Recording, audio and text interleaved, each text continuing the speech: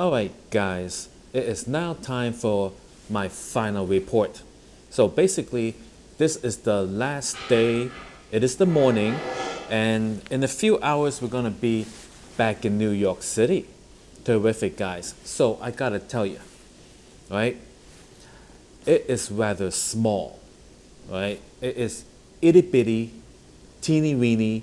I mean, like, it is really, really small, guys. Now, there are a couple of ladies that I was talking to, right? A mother daughter combo. And I asked them, and they agreed. They said it was very small, embarrassingly small, guys. I mean, what is the justification? Simply Chinese, you know? Yeah, I mean, like, that's all there is to it. Guys, I'm talking about the ship. The ship is very small. That's right, guys. This ship was made for the Chinese market. Spent the first bunch of trips, the cruises, right? This ship was in business, sailing Chinese people around like China area in Asia and stuff like that. And then it came over to America. Now, guys, there's a difference between Chinese and America. The Chinese are small. America is big, right? So this ship, I have found it to be uncomfortably small, right? I'm talking about like the elevator. It says fits 18 people, right, on the wall, and meanwhile, it's pretty darn small, guys. Yeah, it's rather small, right? Now they have seemingly very nice and comfortable chairs, right? And it looks like, ooh, so nice and comfortable. You can like put Morpheus on it or something. But no, it is very small, guys. And the ceilings are very low. Most of the places I walk around, I can touch the ceiling. Now, this isn't like a Navy battleship or a submarine. I felt like the ceilings were taller on my other cruises, and I asked a few people, they agreed, right? One person reported in that their ceiling in their inside cabin was like just right above their head, like at 6'2", 6'3". That was the height of the ceiling. I said, oh my God, thank goodness I got a balcony room, because I had like a 7 feet and 2-inch ceiling or something like that. I didn't bring my measuring tape, guys. So the stairways are very narrow. It fits about 1.5 persons, American persons. So that way, if you're going down and someone's coming up, you gotta do the whole sideways excuse me thing, Whereas if everybody here was like 4 feet 10 inches and 80 pounds, that would not be the case. I also felt that the passageways should be wider, because there are like these points of bottlenecks, like this one right over here, where if you walk by, there's no space for someone else to walk by in the opposite direction. You have to do that waiting thing where you wait for them to go by and then you can go after that. Very small, guys. So because this thing is so small, like, I feel like they should have mentioned how small it was in the literature or on the website when booking and stuff like that. I have seen nothing about the size of this ship, which is coincidentally about the same length and width of the MSC Meraviglia, except that the Meraviglia has like 170,000 tons of volume, and this one only 135,000 tons of volume. So, I mean, I guess the space is taken away from the building itself that's on the boat, and everything is just smaller, I like the seating is smaller, the bar is smaller, as you can see here.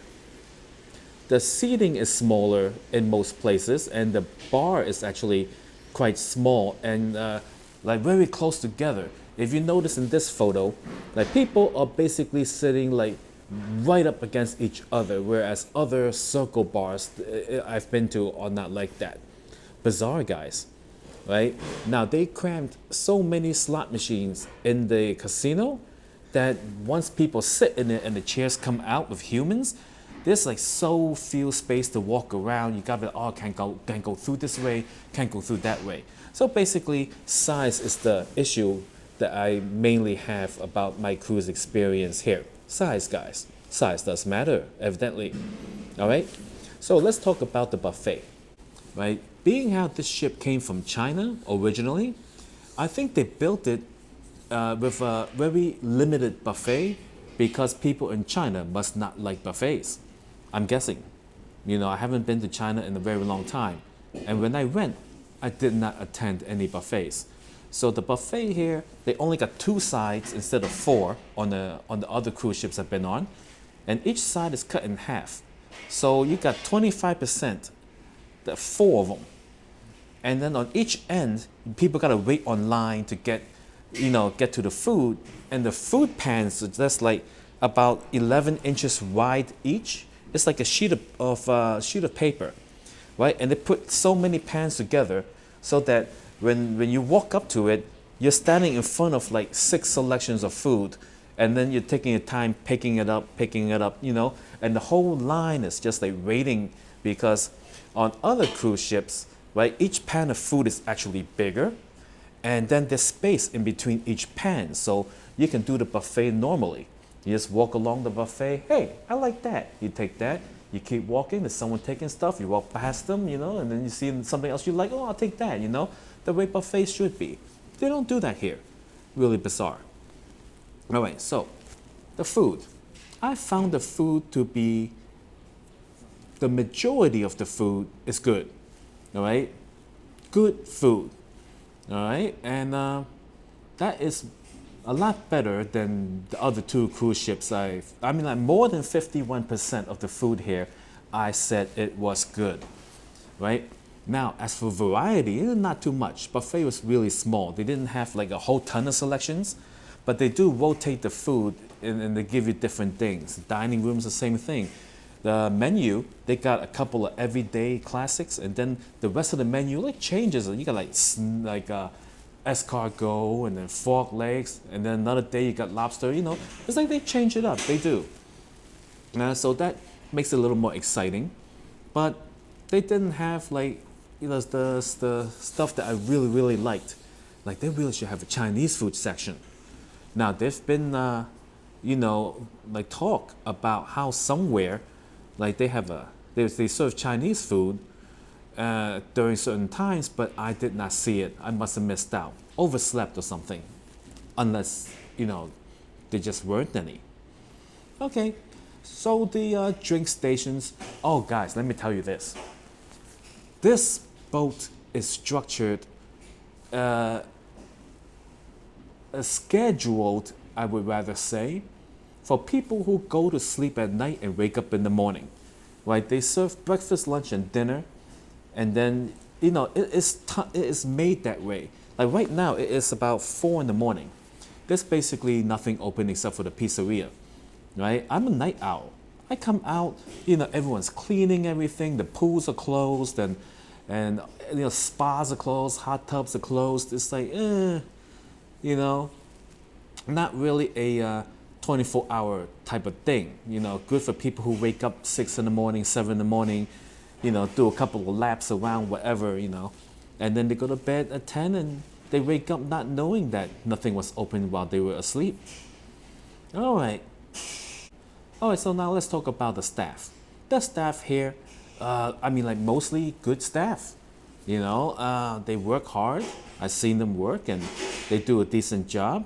The thing is, like the staff here, I find that there's a trend in cruising that they tend to hire people from the countries of which the American dollar is much more powerful or something like that, I've seen like the people from Philippines and people from like all these different nations, and when people are from these nations, English is not their first language, they're not from Australia, the UK, Canada, USA, stuff like that, they're from like, those other countries. You know, so I find that communication at times was a little hard. I think they got their basics down really well, you know. Basic pronunciation of certain words are different from how I would say vegan, and then the waiter that day, he's a vegan, you know, and a couple of differences.